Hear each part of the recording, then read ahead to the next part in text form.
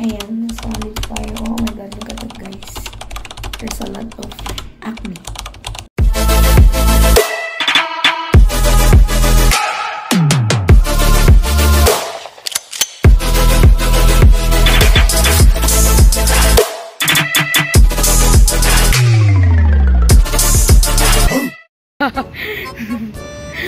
Natatakot na sila sa picture nila kasi ang dami. Oh, ito na. Saan? Dito ba? Dito ba? Dito ba? Gubat ba ng sapatos?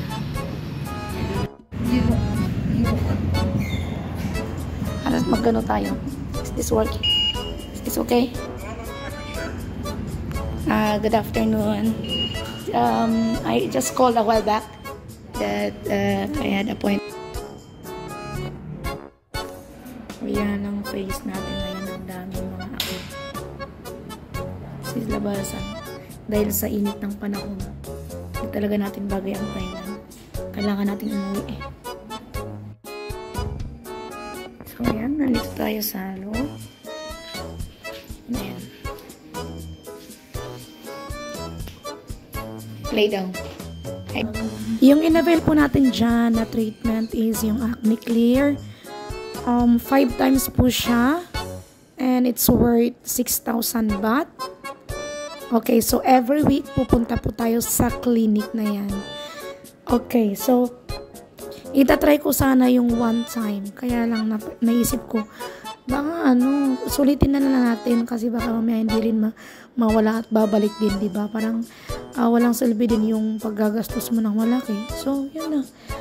Pero yung ginawa dyan, nakiusap ako since wala akong pera sa online, nasa ATM. So, sabi ko, pwede bang bayaran ko na lang muna yung 2,000 plus yung medicine. Pumayag naman si doktor. Wow! Ayan guys, so sabihin ko na kung magkano yung binayad ko dyan guys.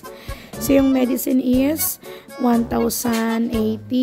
So, 1,080 plus yung 6,000 na 5 session na treatment. Ayan. So, pag i-compare mo dito, tsaka sa Philippines, mas okay dito. Mas mahal sa Pilipinas ang pagpapaderma. Kasi ilang beses ko rin na-try sa Pinas. Ayan. Maraming salamat sa panunood guys. At abangan po yung next na ating vlog sa next week guys. Bye! Love you all! Tell me pretty lies, look me in the face. Tell me that you love me, even if it's fake.